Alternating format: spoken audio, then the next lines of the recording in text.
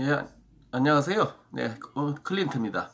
어, 언제나 대본 없는 방송을 지향하는 솔직담백한 토크. 예, 가식성 없고 국어 교과서 읽는 것 같지 않는 조금 단어에 좀 미비성이 보이더라도 그때그때 솔직담백하게 토크하고 싶은 그런 심정에서 대본 없이 하고요.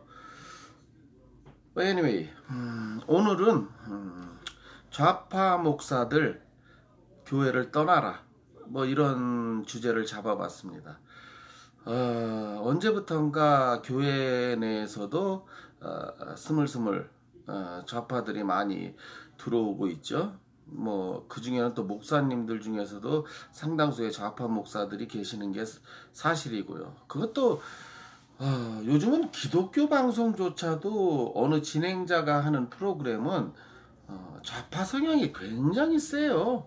들어보시면 아시겠지만 누구누구누구의 뉴스쇼 뭐 그런 프로그램이에요. 뭐 아시는 분은 대충 감 잡으셨겠지만은 그리고 또 그러면 이것이 기독교만의 문제냐? 그렇지는 않습니다. 스님들, 불교죠. 스님들 중에서도 좌파 성향이신 스님들이 꽤 있어요. 뭐 그냥 뭐 바로 묻고 바로 대답해 준다는 뭐 그런 스님도 얘기를 들어보면 저도 이렇게 그분의 그 집회에 가서 직접 질문도 해본 사람입니다만은 좌파 성향이 좀 강하신 것 같더라고요. 그리고 또 얼마 전에 있었던 그 여의도 순복음교회 그 담임 목사의 그 김정은 방문 환영에 대한 어떤 그 찬양 설교라는 게 있었다는데 뭐 인터넷에서 특히 유튜브에서 바로 뭐 사라졌다는 그 내렸다는 그래도 이제 이미 본 사람이 4만 명을 넘었다고 여러분들 다 뉴스 들으셨죠? 그래요. 목사님들이 자기의 설교 내용을 유튜브에 얼마든지 올릴 수 있죠. 뭐 선교 차원에서도 그렇고요. 뭐 스님들도 마찬가지고 뭐 타 종교도 뭐 천주교 신부님들의 강론도 얼마든지 올라올 수 있죠. 근데 뭐가 껄끄러워서 여의도 순복음교회 목사 담임 목사께서는 그 자기 영상을 유튜브에서 삭제했는지 자기가 막말로 뭐 목사라면은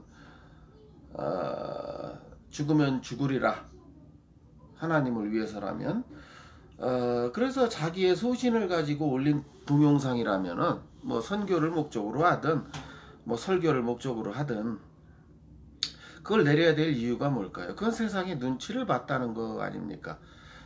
비겁한 거죠.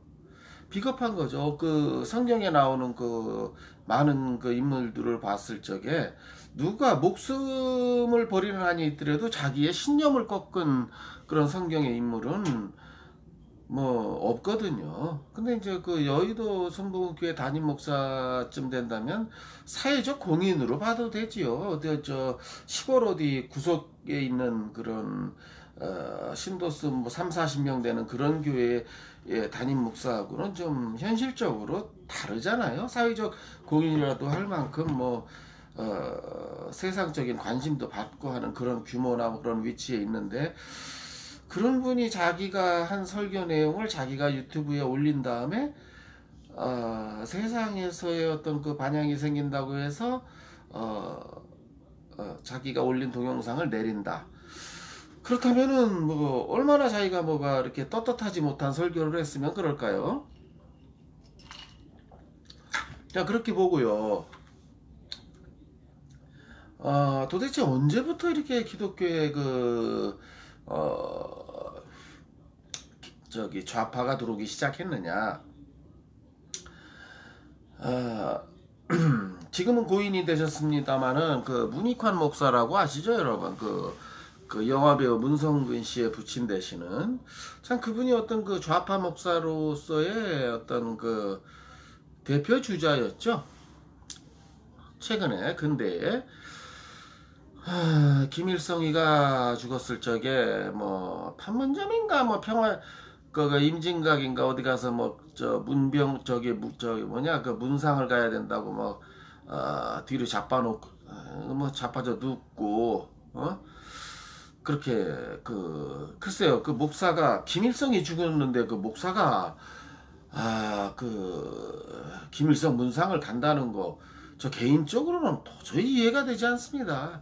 딱 지금은 고인이 되셔서 안 됐습니다만은 만약에 살아계셨는데 나면은 묻고 싶어요.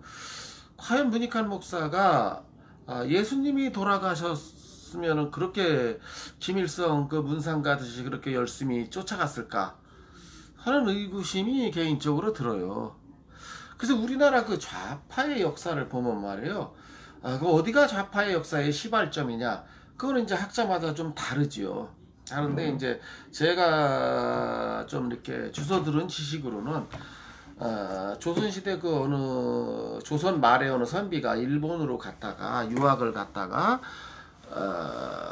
제가 그 사람의 이름을 모르겠어요. 내가 그 분이라고 안 하고 그 사람이라고 하는 건 좌파를 이 나라에 들어왔기 때문이에요. 그러니까 뭐 일본까지 유학 가서 뭐 저 서양의 뭐 좋은 거를 좀 배워올 것도 많은데 해필이면 왜 공산주의 사상을 들여와가지고 이분이 갔다가 혹시 이분의 그 이름을 아시는 분이 있으면 댓글로 좀 남겨주실래요? 저도 좀 알고 싶어서요. 제가 잃어버려서 그런데. 해필이면 일본으로 유학 가서 많이 배울 것 중에 공산주의를 배워왔어요. 그러니까 이제 조선시대가 노예제도가 있던 사회 아닙니까? 근데 이제 뭐 모든 인간은 평등하다. 뭐 이건 자유민주주의 사상이나 같죠. 그리고 이제 모든 재산을 공동 분배해서 살면 모두가 잘 살 수 있다. 이제 전형적인 그 사유재산을 부정하는 이제 공산주의 이론이죠. 이거를 이제 제주도로 들여와서 이분이 아마 제주도 출신이었는지 제주도로 들여와서 그리고 제주도라는 게 여러분들 알다시피 제주도로 그 도로 승격되기 전에 이제 전라도 어떤 그 부속 도서였어요. 그 옆에 있는 뭐 지인도나 완도 같은 그 이제 아시잖아요. 그런데 이제 나중에 제주도로 승격이 됐지만은 독립해서 전라도로부터. 근데 이제 제주도에는 좀 하층 계층이 많이 살았다고 해요. 옛날부터. 그리고 이제 우리 오래전부터 있던 말이 있잖아요. 사람은 서울로 말은 제주로라는. 그러면 이제 말을 키우는 제주도민들이 그렇게 당시 상류 사회는 아니었겠죠. 당연히. 근데 이제 이런 하류 계층을 살고 있는 사람들한테 공산주의 사상으로 뭐 임금이고 영의정이고 할 거 없이 당신하고 똑같은 사람이다. 거기까지 맞는 말이죠. 그래서 우리가 다 이렇게 재산을 나눠 가져면은 우리 모두가 다 평등하고 골고루 잘 살게 된다. 이게 이제 하층 계층한테 이 말이 스며드니까 이게 엄청난 반향을 일으킨 거죠.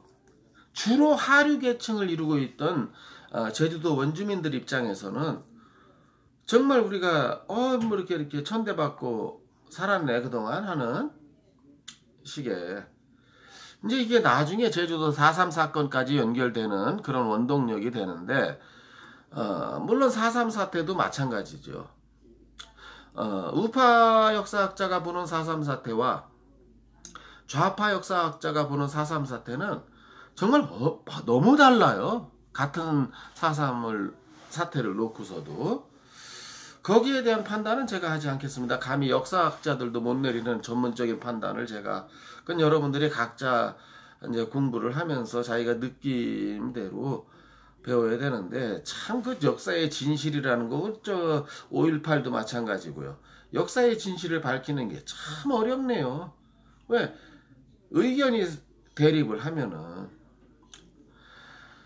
그래서 이제 그것이 아마 대한민국의 좌파가 들어오는 시초가 아닌가 하는 어느 일부 학자들의 주장이 있어서, 그래도 상당히 설득력이 있다.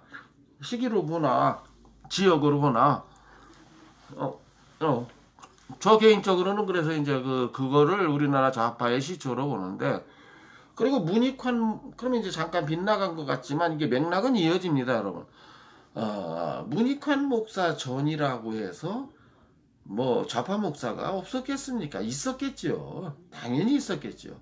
그러나 이제 좀 이렇게 드러내놓고 뭐 깜빵도 갔다 오고 드러내놓고 활동하는 어떤 그런, 아마 이렇게 우리가 좌파 목사 하면 누가 떠오르느냐 했을 적에 문익환이라고 하는 사람이 떠오를 정도로 이제 어떤 드러내놓는 활동을 한 그쪽 빨간 쪽에서는 어떤 빨간 쪽 목사에서는 그래도 이제 상당히 두각을 나타낸 선두주자급에 속하지 않나 싶어요. 그런데 문제는 기독교의 목사든 불교의 스님이든 이 좌파 빨갱이 사회주의 있지 않습니까? 여기에 특히나 목사가 앞장선다는 거는 말이 안 돼요. 왜? 제가 성경에 대한 해박한 지식은 없습니다만은 십계명 제1계명이 뭡니까? 다른 계명들 살인하지 말라, 간음하지 말라, 도적질하지 말라, 이거는 뭐 십계명이 아니고 뭐 불경이고 코란경이고 뭐 하다못해 무당들도 그렇게 가르치지, 무당들도 살인하라고 가르치지는 않습니다. 그렇지 않습니까? 근데 성경의 제1계명에는 가장 중요한 것은 나 외에 다른 신을 두지 말라예요. 이것이 하나님이 십계명의 첫 계명으로 삼은 첫 중요한 계명이라는 거죠. 모든 10가지 계명이 중에 그 중에 으뜸으로 삼은 것이 바로 그것이거든요. 그걸 신봉하는 게 목사고 그걸 전파하는 게 목사들이요 사명 아니겠습니까? 그런데 문제는 좌파 목사들의 문제점은 뭐냐? 두 신을 섬긴다는 거예요. 하나님이라는 신과 김정은이라는 신을 동시에 섬긴다는 거예요. 가령 문익환 목사 같은 경우는 하나님과 김일성이라는 신을 동시에 섬긴 거예요. 여기서부터 바로 목사의 자격이 상실된다는 겁니다. 제 주장에 의하면. 북한의 김일성, 김정일, 김정은, 그들은 인간이 아니잖아요. 우상이잖아요. 우상. 살아있을 때부터 동상을 세우는 우상들, 그리고 자기들 우상화하는, 뭐 김정은이가 3살 때부터 자동차 운전을 하고 4살 때 탱크 운전을 했다는 이런 말도 안 되는 개구라 같은 그 신화 같은 얘기를 하고 이제 그걸 숭배하게 만드는 그 우상 집단이라는 거거든요. 사실 그래요. 예수가 맹물로 포도주를 만들었다. 그냥 물 위를 걸었다. 이거 과학적으로 설명을 하려고 들면은 이거 정신 나간 소리잖아요. 그러나 종교적 관점에서는 그거를 믿고 추앙하고 따른단 말이죠. 이제 절대자니까. 근데 김일성이가 솔방울로 폭탄을 만들어서 독립운동을 했다. 김정은이가 3살 때 차 운전을 하고 4살 때 탱크 운전을 했다. 우상하죠. 그러니까 부처님도 뭐 탄생 배경 비화를 보면은 뭐 어머니 옆구리에서 태어났다 그래요. 요즘이야 제왕절개 수술이 있어서 옆구리에 태어나는 사람이 흔하지만은 부처님께서 제왕절개 수술로 태어났을 리도 없고 도대체 어떻게 옆구리에서 나왔는지 저도 궁금합니다. 그리고 태어나자마자 7발자국 반을 걸었다 그러죠. 아마 산부인과 의사를 30년, 40년 한 닥터한테 물어봤을 때 당신이 30, 40년 동안 애를 받아나 보면서 태어나자마자 7발자국 반을 걷는 애를 보셨습니까? 그러면 아마 그 산부인과 닥터께서 정신병자 취급을 하실 거예요. 그런데 또 이것을 믿는 게 불교 신자들이란 말이죠. 그러면 좋습니다. 종교적인 믿음으로서 가는 거. 그러면 예를 들어서 문익환 목사가 됐든 여의도 순복음교회 담임 목사가 됐든 뭐 이들이 김정은이가 3살에 자동차를 운전하고 4살에 탱크를 운전하고 김일성이가 솔방울로 폭탄을 만들어서 독립운동을 했고 뭐 이거를 믿는 거는 자기 자유예요. 그렇잖아요. 예수가 홍해가 쫙 갈라졌다. 바닷물이. 이거 믿는 거 기독교인들의 자유 아닙니까? 기독교를 안 믿는 사람들은 미쳤다 그러죠. 또 불교를 안 믿는 이 사람들은 뭐라 그러겠어요? 아니 무슨 어머니 옆구리에서 태어나 그리고 뭐 7발자국 반을 걸어 태어나자마자 그리고 뭐 부처가 태어났을 때 뒤통수에 뭐 달빛 광채 같은 뭐 후광이 비쳤다고? 자 그래요. 종교라는 건 믿는 사람은 믿고 안 믿는 사람은 안 믿는 거죠. 그러면 그렇게 뭐 김정은이가 3살에 자가용 운전을 하고 4살에 탱크를 운전했다는 걸 믿으면 그것 또한 본인의 자유입니다. 남들이 뭐라고 하든 자기가 믿으면 그만이에요. 자기의 우상이니까. 그러면 문제는 목사가 이거를 믿으면 안 된다는 거죠. 하나님을 나 외에 다른 신을 두지 말라는 계명을 지키겠다고 약속하고 목사 안수를 받은 목사가 이걸 같이 섬긴다면 이게 어찌 교회에 서 있을 목사 자격이 있냐는 거죠. 스님도 마찬가지입니다. 이걸 같이 믿으면서 불교인들한테 설법을 한다는 거 말이 안 되죠. 신부님들 뭐 정의구현 사대자인가 뭔가 하는 그 좌파 성향의 신부님들, 예? 천주님, 개신교에서 말하는 하나님이겠죠. 천주님을 믿으면서 나는 김일성도 같이, 김정은도 같이 섬기겠다. 이러면 여러분들 종교 지도자의 자리를 떠나십시오. 공산당에 입당을 하시든 하다못해 대한민국에 있는 더불어공산당에 입당을 해서 그들을 섬기든 예를 들어서 하나님을 섬기든 당신이 성직자라면 하나님을 섬기든 부처님을 섬기든 천주님을 섬기든 하나를 섬기시고 하나님과 김정은, 부처님과 김정은, 천주님과 김정은을 같이 섬기는 동시에 섬기는 종교인은 필요 없고 어떻게 보면 그들은 양다리를 짚는 아주 치사하고 비열한 집단들인 것입니다. 좌파를 섬기려면 좌파를 섬기고 김정은을 섬기려면 김정은을 섬기세요. 하나님을 떠나십시오. 김정은과 하나님은 공통적으로 섬길 대상이 아닙니다. 좌파 목사님, 좌파 신학자님들에게 간곡히 부탁드립니다. 또 그들을 따르고 있는 일부 그러니까 개독교인 소리를 듣죠. 기독교인 중에서도 그런 좌파 성향을 따르고 있는 기독교인들이 있으면 반드시 반성하고 종교인이면 그것이 기독교든 불교든 천주교든 하다못해 무당이든 참된 종교인으로 돌아와야 되는 것이 아닌가 하는 영상을 오늘 한번 올려보는 것입니다. 들어주시고 보아주셔서 감사하고요.